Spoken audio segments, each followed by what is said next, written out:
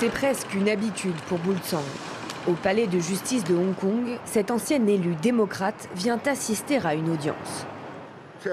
Beaucoup des accusés aujourd'hui sont mes amis. Je suis donc venu en soutien. Ses amis risquent jusqu'à 10 ans de prison pour avoir organisé des primaires démocrates en 2020. Ce jour-là, la date de leur procès doit enfin être fixée. Bientôt 2 ans qu'ils attendent leur jugement derrière les barreaux, ils sont loin d'être un cas isolé.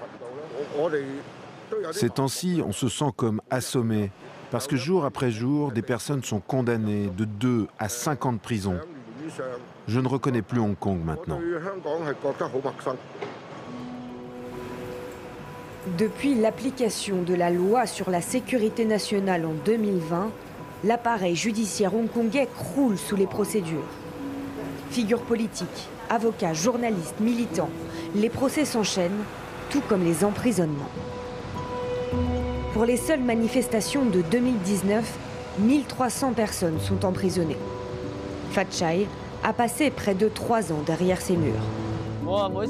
À chaque fois que je reviens ici, ça fait remonter beaucoup d'émotions et de mauvais souvenirs. Mais même si c'était dur, c'était un moment fort et marquant de ma vie. À la sortie, son casier judiciaire l'empêche de trouver un emploi. Il ouvre alors cette épicerie. Ici, c'est la nouvelle adresse de notre magasin. Son associé, il l'a rencontré en cellule, lui aussi emprisonné après les manifestations pro-démocratie. Aujourd'hui, pas question de clamer leurs opinions, mais discrètement, ils rendent hommage aux prisonniers. Ce dessin représente les prisonniers politiques, ceux qui sont absents au repas de famille du Nouvel An. Et ces 4 caractères signifient « n'oubliez pas ».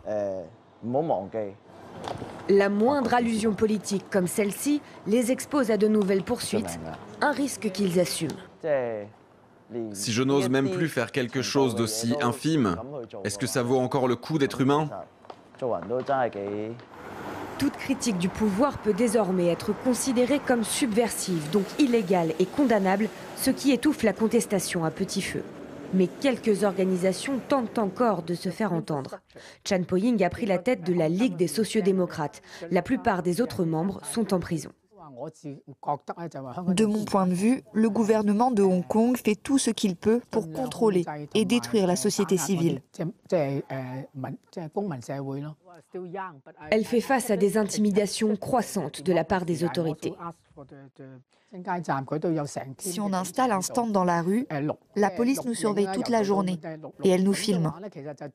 Ces vidéos peuvent ensuite être utilisées comme preuve contre nous. Pour ces activistes, il faut frôler la limite de l'acceptable, composer sans cesse avec les nouvelles règles. Nous retrouvons Bulsang, l'ancien élu démocrate, dans le studio de sa radio associative, créée en 2006. Notre invité spécial aujourd'hui nous rejoint pour la deuxième partie de l'émission. Des émissions d'actualité, aujourd'hui bannies de la bande FM, mais encore diffusées sur Internet. Le gouvernement doit prendre le problème du Covid dans sa globalité. Toujours une certaine liberté de ton, mais avec beaucoup plus de prudence. Dans le passé, on critiquait tout le temps les erreurs du gouvernement, mais après la loi sur la sécurité nationale, notre liberté d'expression a diminué. Personne ne peut vraiment savoir quand on sera inculpé. Un à un, les médias indépendants ont dû mettre la clé sous la porte. Plus de 1000 journalistes se sont retrouvés sans emploi. 5 anciens du site d'information Stand News ont créé cette librairie dédiée au journalisme. Ici, ils conservent des archives de journaux pro-démocratie introuvables ailleurs. Avant de quitter Hong Kong définitivement, une lectrice nous a fait don du dernier numéro de Apple Daily. Nos clients savent qu'on les garde. Quotidien connu pour ses prises de position contre Pékin, Apple Daily a fermé en juin 2021 sous la pression des autorités. Un symbole du mouvement pro-démocratie réduit à une pièce de musée. Le libraire s'inquiète pour le futur de la presse à Hong Kong. Je suis très pessimiste. J'enseigne le journalisme à l'université et le nombre de jeunes qui veulent encore l'étudier a baissé de manière spectaculaire. Au classement de la liberté de la presse de Reporters sans frontières, Hong Kong est passé de la 18e à la 148e place en 20 ans.